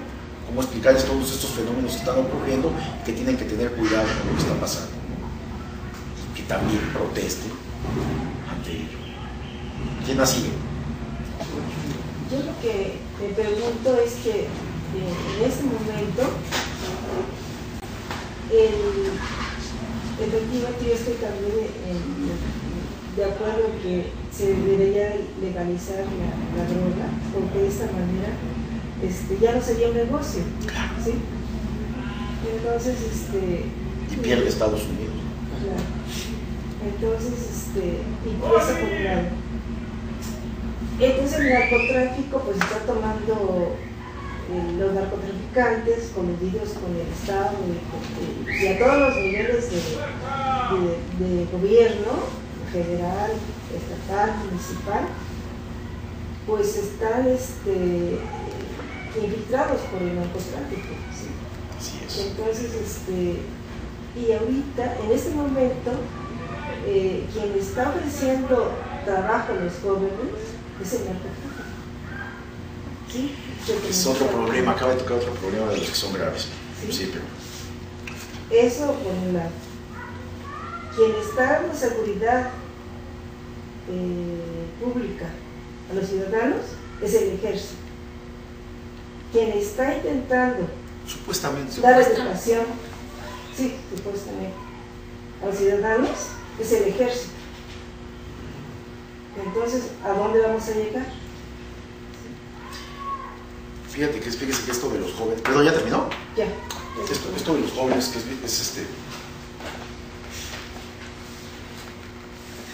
esto que estamos generando, esta herencia que les estamos dejando, y este país tan complicado, que ellos al final del día van a tener lo que resolver por culpa de gobernantes que no han hecho su trabajo. a pesar de que les pagamos y a pesar de que se roban fortunas inmensas. Pues es para que pues, nos preocupa, pues. Yo creo que como todos somos padres de familia, pensamos en nuestros hijos, ¿no? ¿Qué país le estamos heredando y lo que está sucediendo? Creo que, por eso digo que estamos en estas reuniones, para discutir esto y para buscar explicaciones de lo que sucede. Por supuesto no podemos nosotros desalentarnos o desanimarnos, ¿no? Yo he dado un panorama verdaderamente gris, negro, no gris, negro, de lo que está sucediendo en este país, ¿no? Pero es nuestro país, aquí vivimos, aquí vive nuestra familia. Es nuestra cultura, ¿no? Y tenemos que hacer algo por ellos, ¿no? Tenemos que hacer algo por México, tenemos que hacer algo por la familia, tenemos que hacer algo por la sociedad, por la comunidad, por nuestro barrio, por nuestra colonia, por nuestros vecinos, por nosotros mismos, tratar de ser mejores, ¿no? Y sí, yo, como dice usted, yo también creo que la legalización es lo más, pero que no lo va a permitir Estados Unidos, ¿no? Si ya hablamos, o ya platiqué un poco, cuál es la posición de Estados Unidos, que es el policía del mundo, y quien no se someta va y lo reprime de manera directa, ¿no? Estados Unidos muchas veces lo intentó con Cuba, ¿no? O sea, sabemos la historia, ¿no? Ha intentado asesinar a Fidel miles de veces. No lo ha logrado, ¿no? Cuba se ha mantenido. Y yo en una plática que tenía con el comandante, con Fidel, yo le mostré mucha preocupación de este acoso estadounidense hacia él, hacia Cuba. Y él me vio y me dijo, tranquilo chico, dice, no, nosotros, yo te recuerdo que nosotros no le debemos un quinto a los Estados Unidos, económicamente. Nuestro territorio, la isla, es nuestra, es de Cuba y los cubanos, no es de nadie más, no es de una empresa privada, no es de una empresa, no es de un oligopolio, ¿no? Porque además las potencias en el mundo, los oligopolios en el mundo, se están apoderando de tierra, personas, agua, mares, petróleo, recursos naturales, de todo. Me dice, preocúpate tú, dice, de tu país. Porque tu país debe una deuda externa impagable, porque no son dueños de su territorio, porque los gobiernan gobiernos de derecha, porque Estados Unidos los tiene a pie de tiro, porque los interviene cuando quiere y ustedes hacen lo que, sus gobernantes hacen lo que quieren en el país. Y dije, pues creo que sí, ¿verdad? Que me estoy preocupando por Cuba, por una posible intervención militar estadounidense cuando nosotros estamos terriblemente, ¿no? ¿Sí me explico? Sí. ¿Quién más sigue? Sí. 8. Sí. Mira, platicando con una jovencita, paciente mía, precisamente de esos temas, y le hablaba de tanto muerto que a fin de cuentas no se sabe cuál fue la razón por la que la mataron. Entonces ella me hacía un comentario, hasta una muerte digna voy a perder, porque un día me matan, vas a decir que era narcotraficante, ni siquiera eso, voy a tener una muerte digna, como pensaba ella. Y por ejemplo, con la plática que tuvo Javier Sicilia, él habló de pedir perdón, pero como tú hace rato lo mencionabas, ¿quién va a responder por esos miles de muertos? Aunque hubiera pedido perdón, ¿eh? Sí, porque no nada más se trata de que perdónenme por todo lo que ha ocurrido, ¿no? ¿Basta eso? No. Carajo, es un genocida. Y a mí lo que se me hizo grave es que se habla de un fideicomiso para hacer un monumento. Entonces, independientemente del cambio de gobierno y todo eso, esos miles de muertos no deben olvidarse. Ahora otra cosa así rápido. ¿Qué pasa con CONAGO y con Ebrard? ¿Está apoyando esa guerra por razones políticas? Y otra pregunta así también rápida, ¿qué es Plataforma México? Por ejemplo, yo tengo entendido que es para combatir delincuencia de alto nivel. Eso dice. pero también me han comentado que están involucrándose en controlar, por ejemplo, movimientos como este, ¿verdad? De alguna manera informarse de la gente que está llevando a cabo estas actividades. Y eso es lo que quisiera que me pudieras, si es posible, emplearme un poco esta información. Directamente con lo de CONAGO. ¿Por qué Marcelo Ebrard está muy activo con lo de CONAGO? Bueno, yo les explicaba que la Ciudad de México en este momento se ha convertido en el lugar más seguro del país, en la zona más segura, más protegida. Hoy en este momento Marcelo Ebrard preside la CONAGO, si saben, ¿no? Entonces, ¿por qué su intervención para que la CONAGO participe en la seguridad? Marcelo está observando que ya está llegando el crimen organizado. No es que no estén aquí, la violencia me refiero. Hay secuestros, yo he platicado con funcionarios del gobierno, hay secuestros que no se saben ahorita en el DF ya, graves, mucho. Empezó el otro día, hubo una noticia de unas cabezas que encontraron aquí en el Distrito Federal.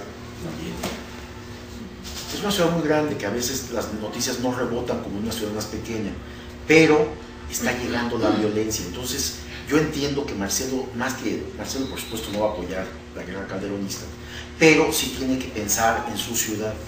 Entonces esta de patrullaje que ha establecido, que todos los estados empiecen sus policías a patrullar las ciudades. Entonces aquí hemos empezado a ver, ya digo, lo hemos visto aquí ya, a raíz de este acuerdo, hay policías judiciales federales patrullando, porque además traen sus placas y su vestimenta de policías judiciales federales, como si fueran policías de seguridad pública. Son policías judiciales en otra función, pero ya están patrullando en la ciudad. Marcelo tiene temor a que si disminuye la presencia policial empiece a haber persecuciones y de repente en periférico o en viaducto un par de trailers cierren el paso, uno adelante, otro atrás, y en medio se agarran a ejecutar a alguien que quieran matar. Y finalmente así son las ejecuciones, ¿no?, del crimen organizado, ¿no? Persecuciones de convoyes, ¿no?, unos contra otros, ¿no? Están evitando que ocurra esto. No, Marcelo no apoya. Digo, también hay que decirlo, ¿no? Yo no creo que sea un gobernante de izquierda, no sé si alguien lo piensa aquí, yo no lo creo, ¿no? Sin embargo, yo creo que finalmente Marcelo va a terminar apoyando a López Obrador en su candidatura a la presidencia. Lo que pasa es que va a vender su amor más caro cuando esté hasta arriba, ¿no? Lo va a negociar. Pues sí, exactamente, ¿no? Es mejor negociar en la punta y no negociar abajo, ¿no? La otra pregunta me interesaba, pero... ¿Plataforma? Ah, lo de Plataforma México. Plataforma México es un sistema y un esquema que costó miles de billones de pesos, precisamente con este supuesto objetivo de combatir a la delincuencia organizada. Tiene, por ejemplo, yo he conocido sus sistemas, voces grabadas, ¿no? ¿En dónde se está llevando a cabo? Ese lo tiene en seguridad pública, en instalaciones de la Secretaría de Seguridad Pública. Plataforma México es un sistema federal de intervenciones telefónicas, de internet, de teléfonos celulares. Está prendido. Este es el BlackBerry, este es un iPhone míos. Los dos están prendidos. Estos sirven de micrófonos. Los puedo apagar. Apagados sirven de micrófonos. Ahorita, que me deben estar escuchando en seguridad pública ahorita. La única forma que no sirvan de micrófono es quitarle la pila. No solo apagarlo, quitarle las pilas. Eso hace Plataforma México. Eso hace Plataforma México. Interviene teléfono. Claro, ellos saben dónde está uno. Con mi número saben dónde estoy, cómo me muevo en la ciudad. Plataforma México tiene una base de datos, de voces, muchísimas. Cuando alguien en el teléfono en todo el país menciona una palabra clave, inmediatamente esa conversación empieza a ser grabada. Eso es Plataforma México, ¿no? Nada más para que tengan la dimensión del tipo de equipo que tienen estos, ¿no? Un secuestrador, cuando habla para pedir rescate, lo graban, lo meten al sistema y saben qué grupo es, o quién es, o cuántos secuestros ha participado. Las máquinas inmediatamente ubican. Y sin embargo no agarran al Chapo, ¿no? Bueno, ese digamos que está más difícil, pero y todos los demás, y todos los lavadores de dinero, ¿por qué no se combate? De eso no hemos hablado. ¿Por qué no se combate? Que además Calderón lo reconoció, ¿no? ¿Creen ustedes que porque no hay cómo combatir al lavado de dinero? Sí lo hay.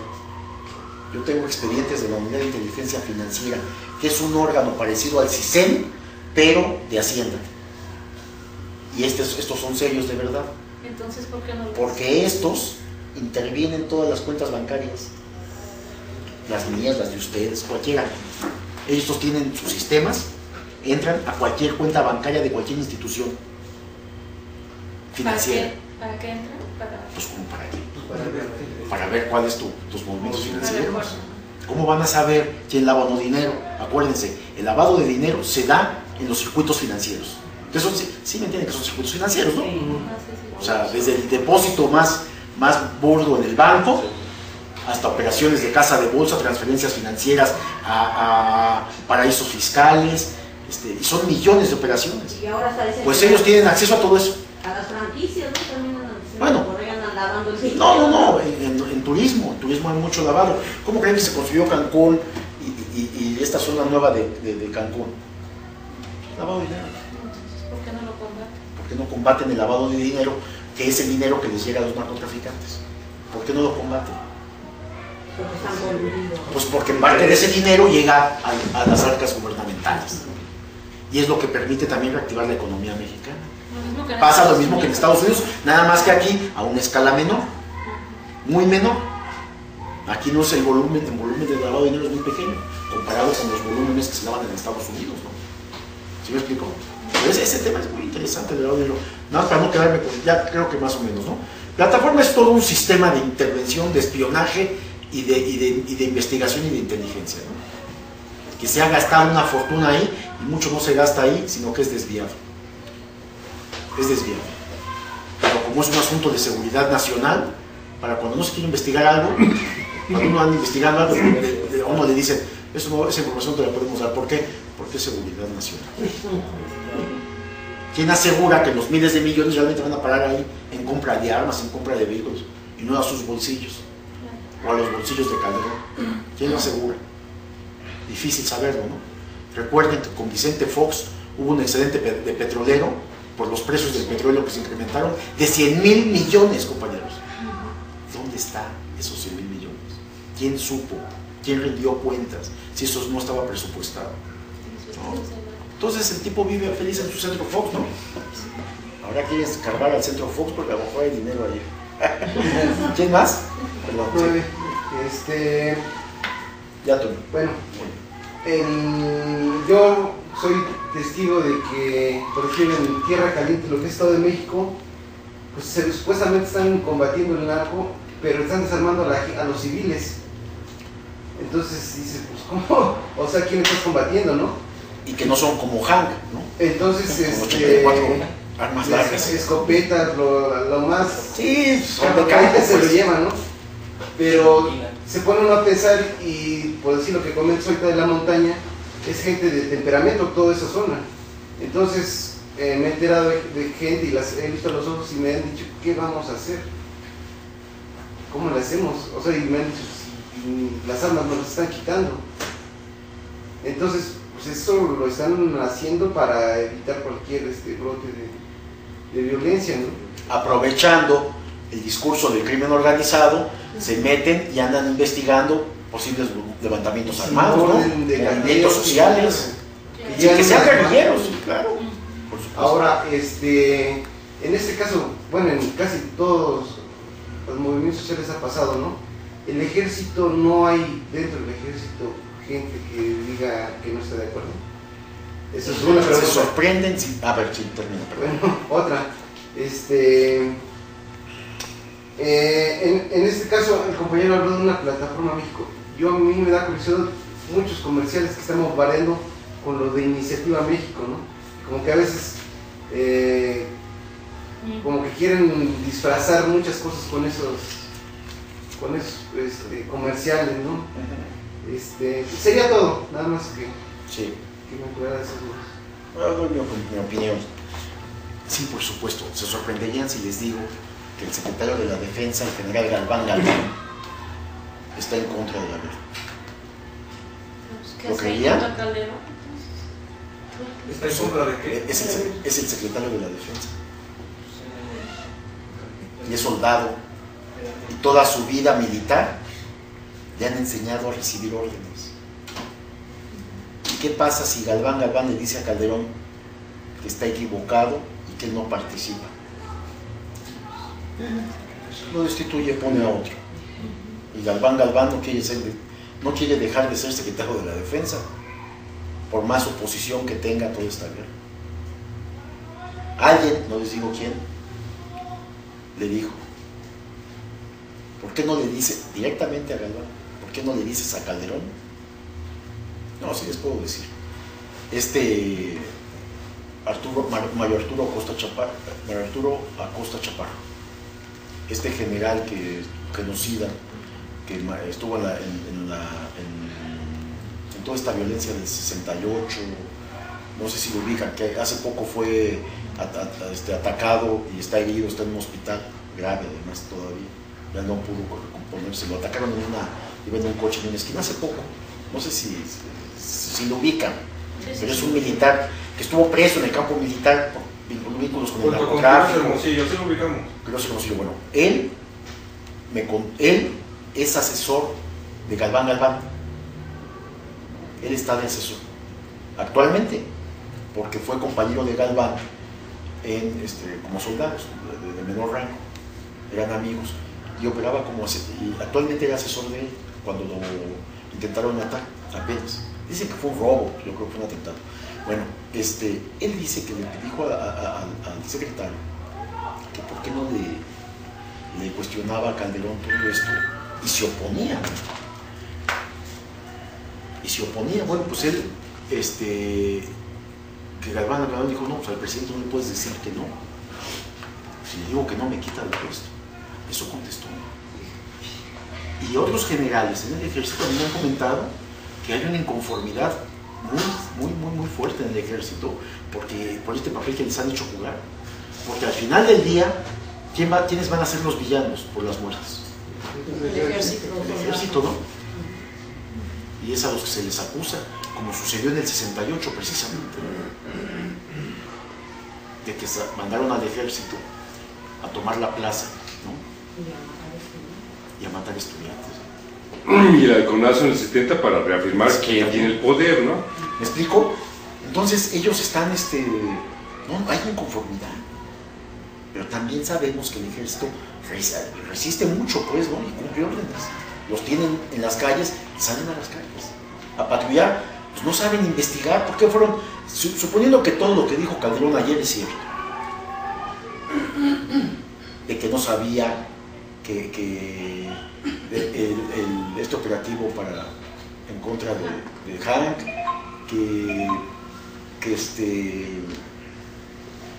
el ejército no llevaba orden de cateo, no llevaba orden de aprehensión, no llevaba un ministerio público, no había orden de algún juez.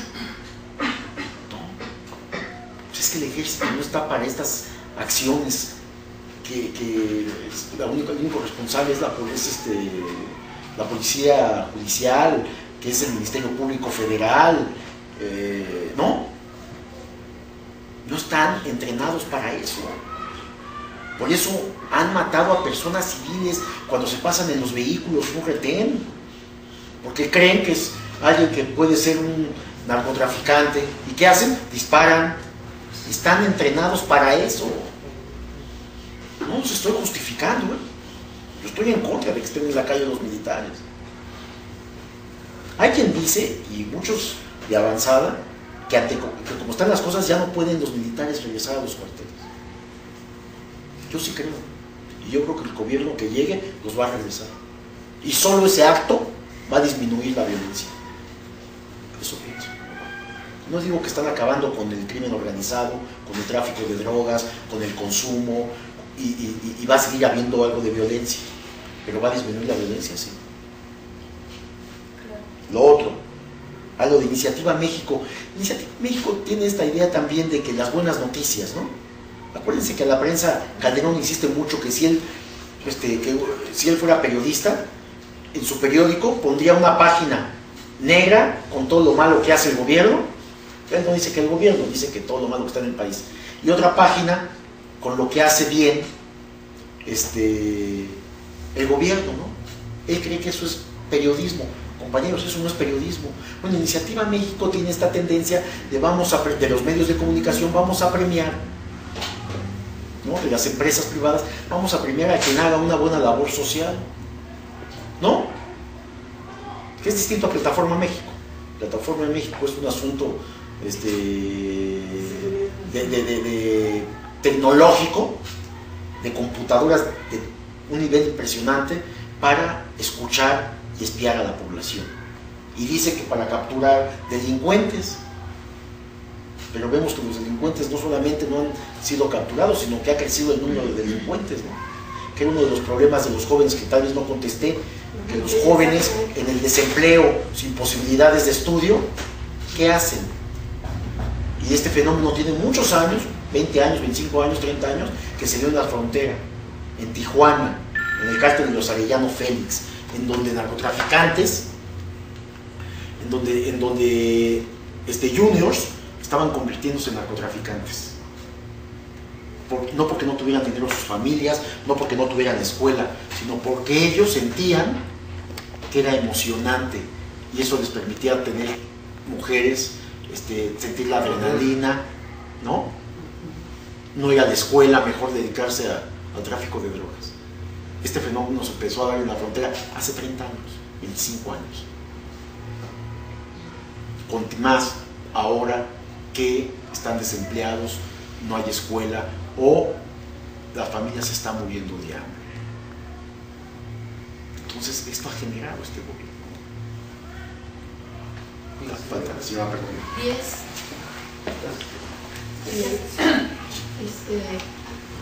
Bueno, la verdad que tengo muchas dudas, pero una. Usted comentó que el objetivo de Calderón es meter miedo, porque entonces la gente ya se aplaca, está metida y entonces ya no participa políticamente. Ellos pueden perpetuarse, ¿no?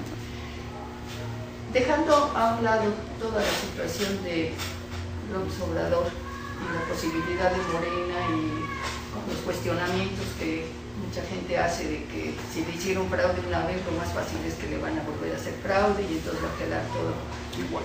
Pero quitando esa parte y esperando que eso no sea, porque bueno, estamos en esto, ¿no?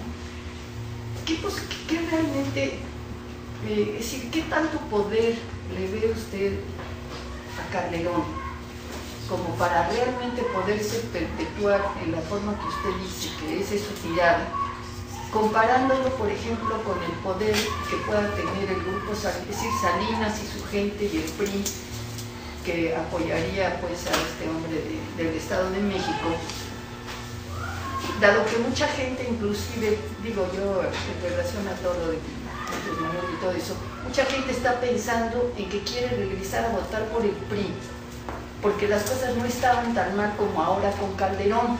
Esa es la posición de mucha gente, ¿no? Entonces, si hay mucha gente que está pensando en eso, ¿realmente qué posibilidades tiene Calderón de perpetuarse y de llevarse a cabo esto que usted dice, de conseguir ese miedo, ¿verdad?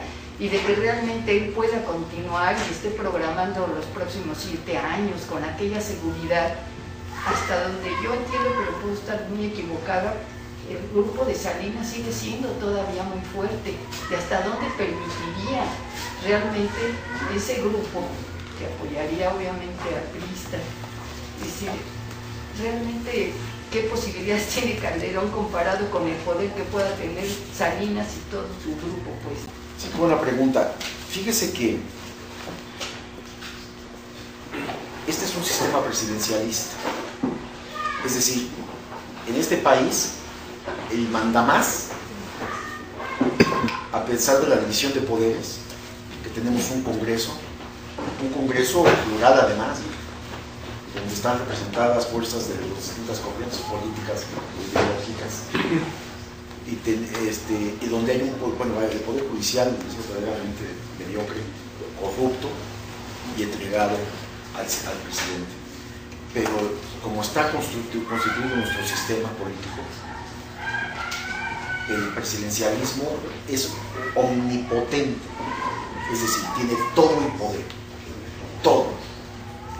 Y por supuesto lo que usted dijo, y lo dijo bien desde mi punto de vista, hay otros grupos políticos como los salinistas, con un enorme poder económico, poder político tal vez, pero no tan fuerte como el poder político que ostenta en este momento Calderón, porque tiene los instrumentos del poder, tiene el poder judicial, aunque haya ministros de la corte salinistas, o de ultraderecha, o de otras corrientes, pero el presidente es el que ha puesto a los ministros de la corte, le deben al presidente, les da el presupuesto el presidente, aunque el Congreso decide, el presidente, el Poder Ejecutivo es el que entrega los recursos económicos, tiene la capacidad de investigar, tiene órganos de investigación, tiene mucho poder. Yo no creo que vaya a repetir Calderón. Está haciendo todo lo que está haciendo porque lo que quiere es mantenerse en el poder, no que vaya él a buscar un sexenio más, Felipe Calderón. No me refería a eso. Yo me refería a que al grupo político que es el PAN buscan y pretenden mantenerse en el poder como nunca hace 4 años y medio. Yo también creo que ganó López Obrador con las cifras. Yo no creo que podían haber revertido el porcentaje, tal cantidad de puntos en tan poco tiempo, pero tuvieron operadores políticos, como es el Bester Gordillo, por ejemplo, que tiene a la organización magisterial, a la organización gremial más grande del país, en donde había representantes de casillas en donde ni el PRD pudo tener. Inflaron urnas, manipularon votos, la contabilidad tuvo su truco, hicieron todo eso. Yo creo que Calderón que el PAN va a perder la presidencia, y lo que están haciendo es para no perderla, pero nada me dice que no van a echar mano de los instrumentos que tiene el poder, y no dudo que también pudieran provocar un golpe de Estado ante esta circunstancia, salvo que Calderón negocie su salida política, y el que quede como presidente, que bien dice usted podría ser alguien del PRI, acepte o le dé el perdón a Calderón y a su equipo de que el próximo gobierno, aunque sea de un partido distinto al de él, no los lleve a prisión por todos los delitos que han cometido y los abusos de poder. No creo que lleguen, pero tampoco descarto que aquí no puedan dar un golpe de Estado a los militares. Más por la situación en la que ya están, ya han tomado los cuerpos policiales de seguridad pública en todo el país. De facto, hemos militarizado a las policías, además del propio ejército que ya existe, porque los que están ocupando los puestos de seguridad pública de los cuerpos policíacos son militares retirados, que ya salieron de funciones, están siendo contratados, y ellos contratan a más militares. Entonces los militares han ocupado todas las plazas que usan armas en este país. De facto, podrían ya dar un golpe de Estado sin problema alguno. Yo no descarto que eso pueda ocurrir. Yo lo veo tan grave, y esto que usted plantea está tan grave, que si Calderón ve riesgo de que pueda perder la presidencia y pueda ser enjuiciado y llevado a la prisión, yo no dudo que Calderón piense en un golpe de Estado. No lo dudo ni más bien. Más tratándose de quién es. Ayer, en el famoso diálogo, vi a un tipo autoritario, abusivo del poder que tiene, y atreverse ahí públicamente a regañar a las familias de las víctimas que le iban a exigir justicia. Ya sé que muchos están diciendo que qué buen diálogo, que ya vamos a avanzar, y que el fideicomiso, y que dentro de 3 meses nos reunimos. A lo mejor Javier, que yo no dudo su buena intención, se sintió bien con el diálogo. Yo no. Me pareció una burla y un abuso del poder del Ejecutivo, ¿no? Pero todo esto que estamos hablando, como bien, ¿qué va a hacer el PRI? ¿Va a permitir esto que estamos hablando? ¿Qué está haciendo Mario Fabio? No va a haber una lucha interna entre el PRI, que es lo que estamos viendo en este momento, porque Peña, que dicen que las encuestas van muy arriba, ¿y qué va a hacer Mario Fabio? Mario Fabio sabe de este negocio, Peña Nieto no sabe, Mario sí sabe. Mario, acuérdese con quién trabajó, con Fernando Gutiérrez Barros en Gobernación, es alumno de Fernando Gutiérrez Barros. ¿No? Se me hace muy difícil. Y eran los que ejercían verdaderamente el poder en este país, ¿no? Entonces, todavía falta mucho que ver en esta parte, ¿no? La lucha interna del PRI, que ha llevado a la muerte hasta de sus propios candidatos. O sea, no es cualquier cosa, pues, ¿no? Mataron a quien iba a ser presidente de este país, por algo que dijo, o por algo que no dijo, o por algo que no prometió, o por algo que no cumplió, ¿no? Porque tampoco yo me creo el cuento de aquel discurso libertador que se lanzó y que amenazó. Yo no creo eso, ¿no? Por más que lo escucho, el discurso lo leo, no creo en esa farsa, ¿no? Esto le eran más amarres abajo y alguien traicionó. Pues, paz. Y pusieron a otro y llegó, que era un gris como Cedillo, ¿no? Y que entregó el país a los gringos. O como el caso de Digno Ochoa, que asesoraba a ecologistas de Guerrero, ¿no? Sí, así está la cosa.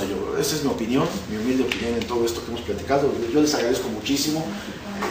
Realmente no.